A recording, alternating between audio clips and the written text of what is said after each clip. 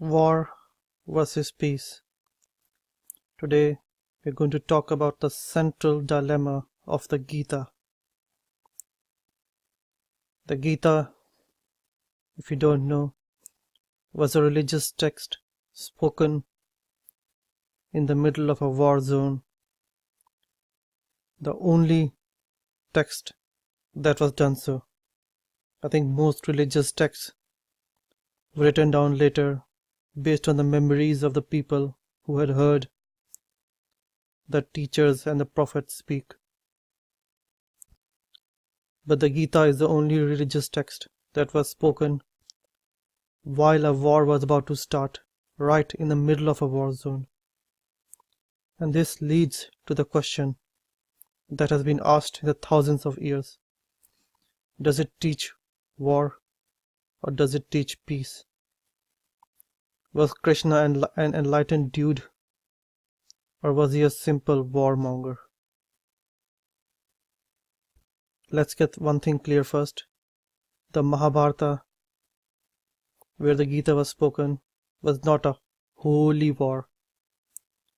Contrary to what some people have said, there was nothing holy about the war. It was a simple dispute about who would rule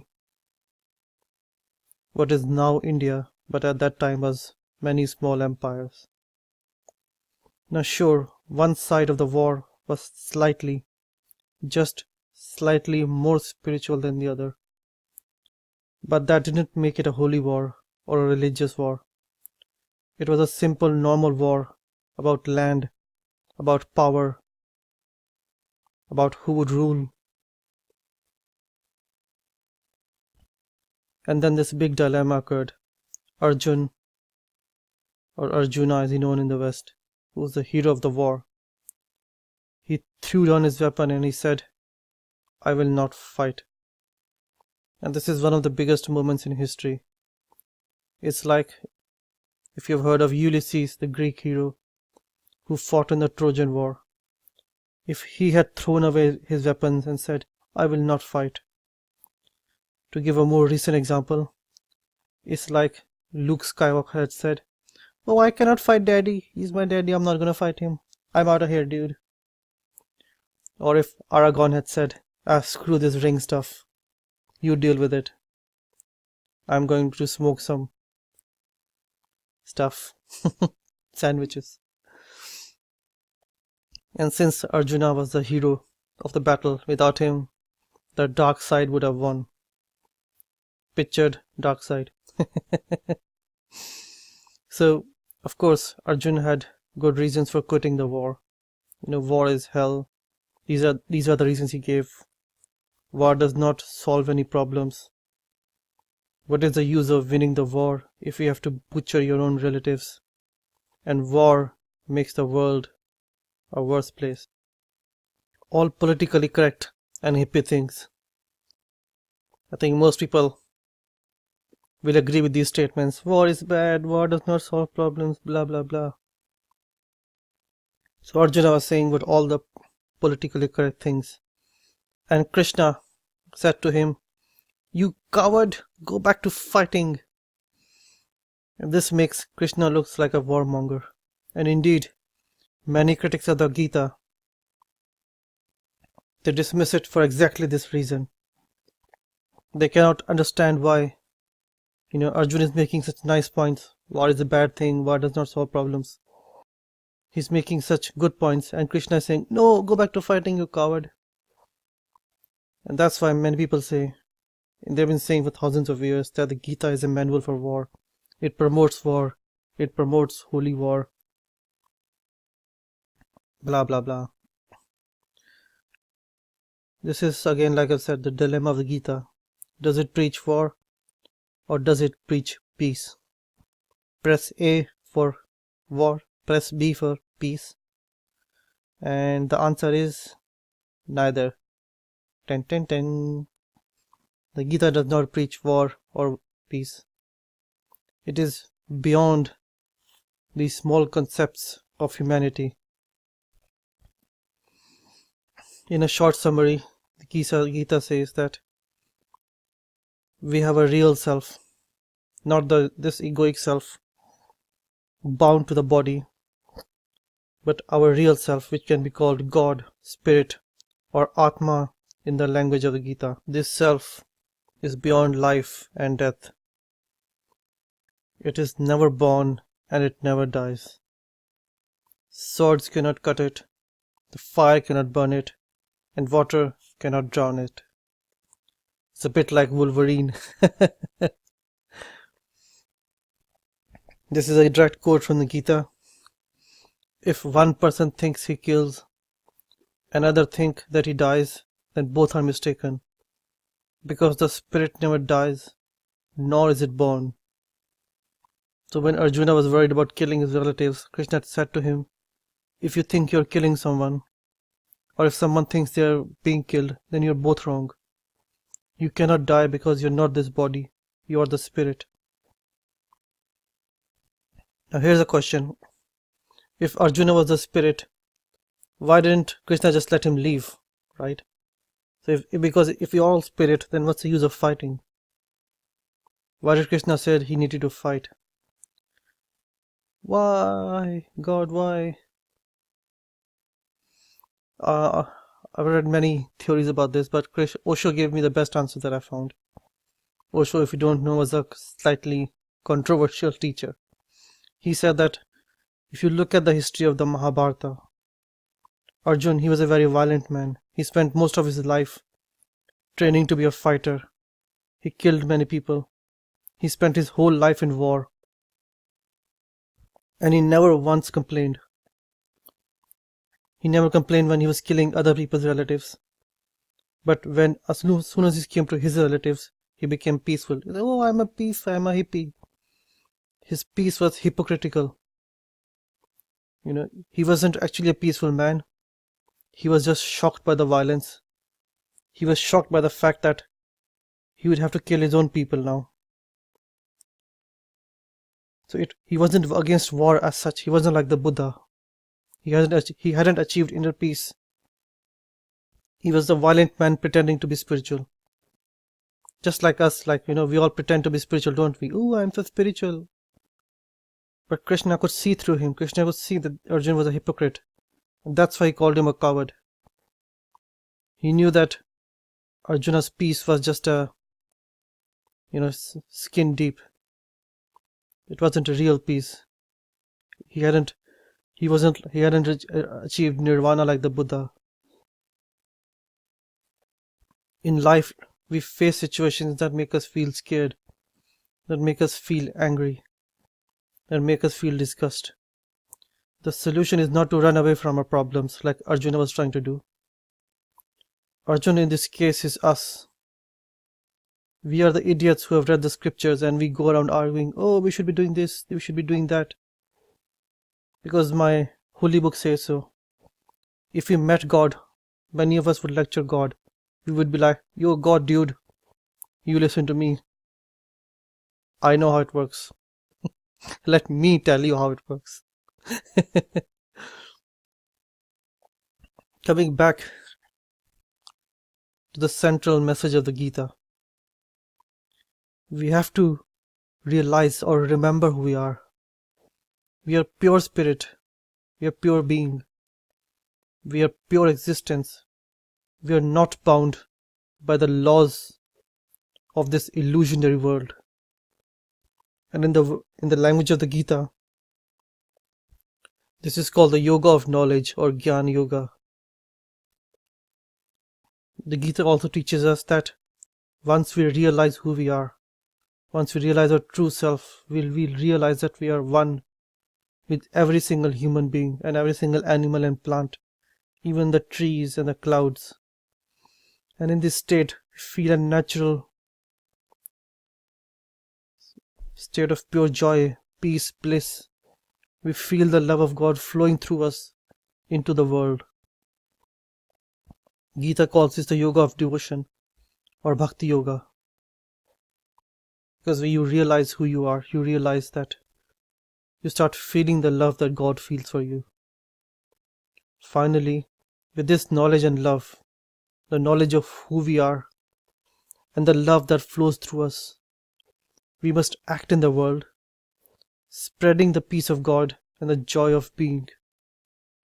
This is called the yoga of divine works, or karma yoga. Now, most people misinterpret the Gita. The yoga of knowledge becomes, oh, run away from the world, to meditate in some forest, run to the monastery, become a sadhu or a monk. Oops. That's how most people interpret the Gita. Oh, I want to become a monk. The yoga of devotion becomes, my God can beat up your God. My God is better than your God.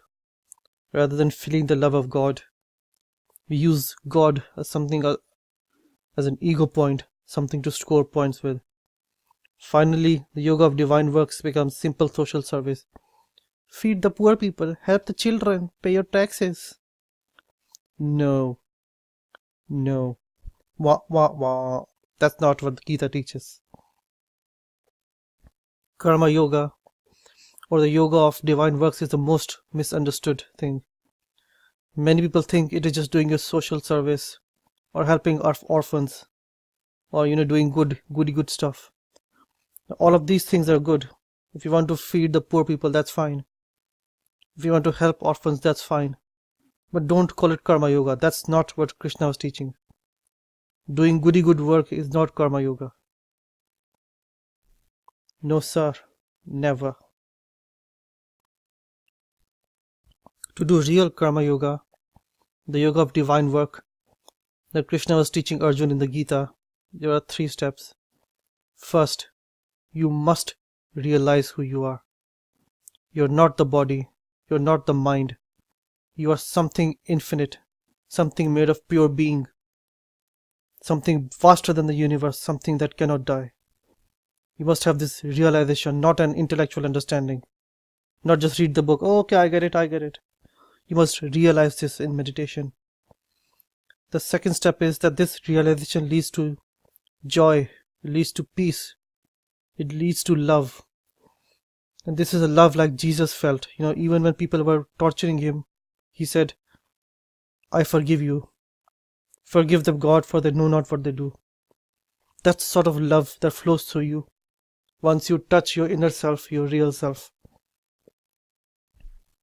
And it is with this consciousness, this love of God, this peace, that you have to work in the world. That's called karma yoga, the yoga of divine works. Actions don't matter. What you do in the world does not matter.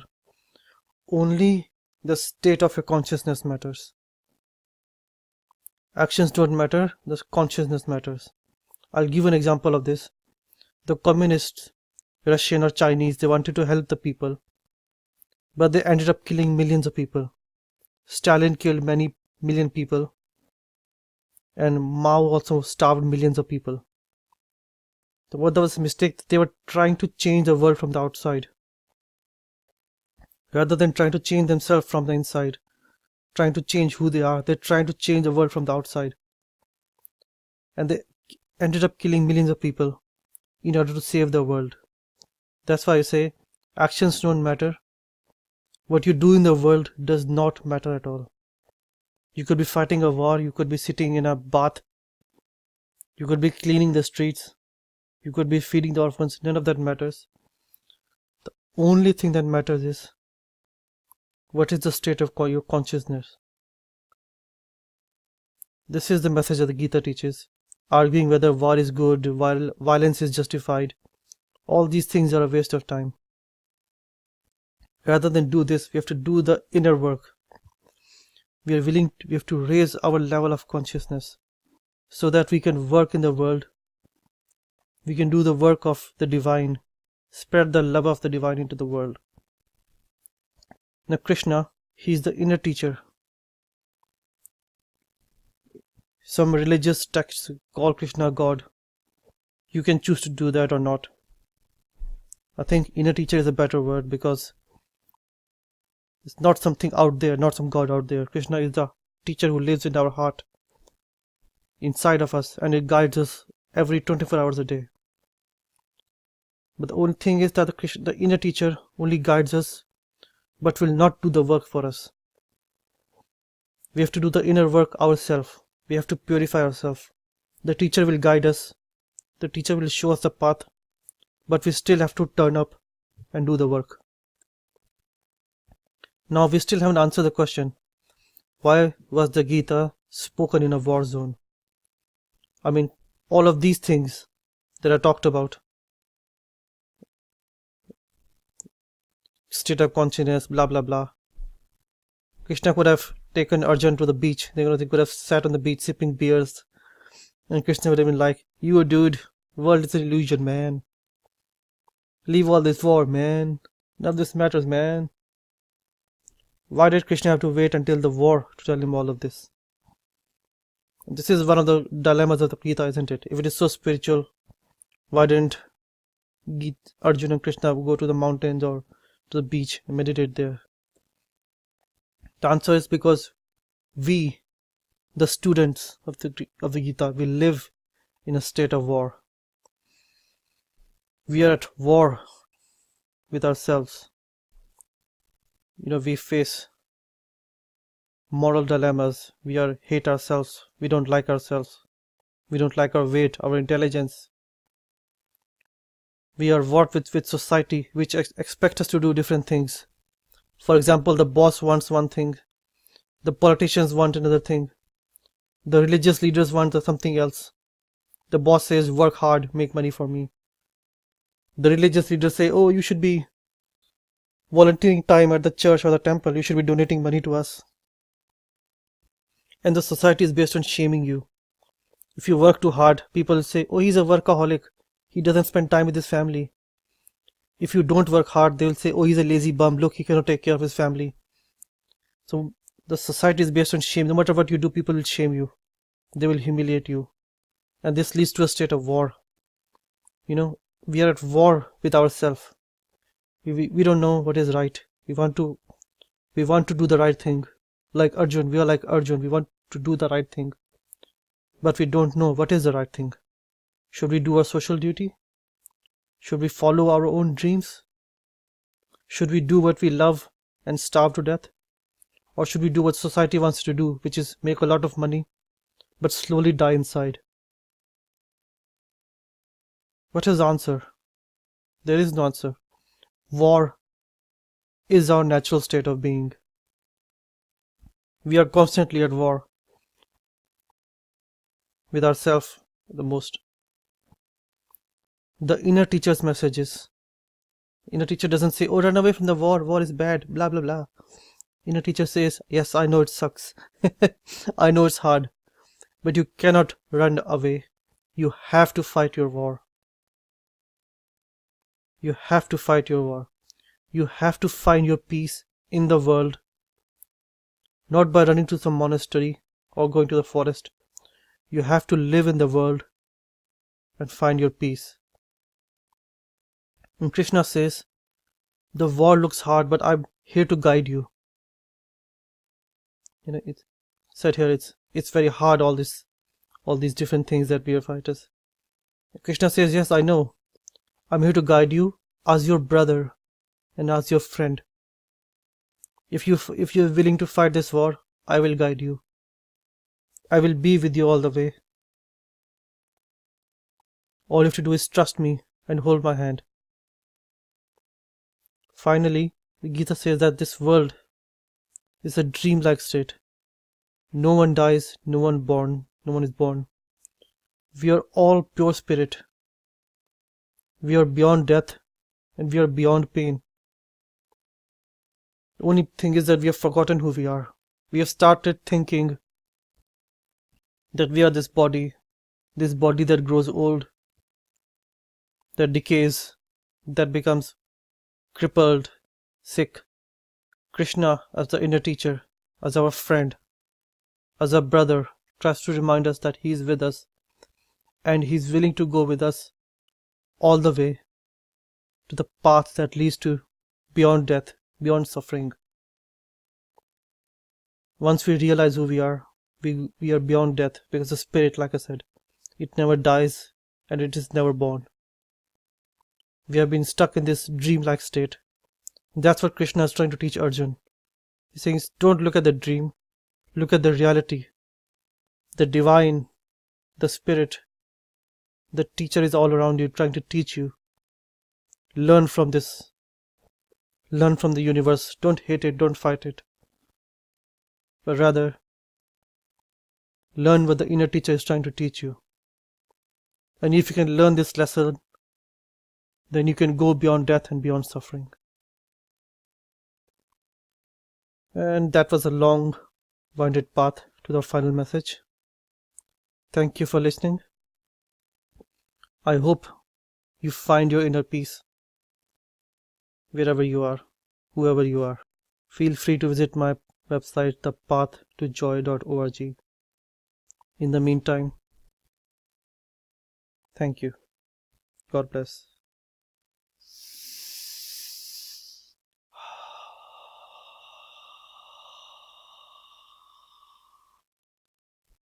Thank you for listening.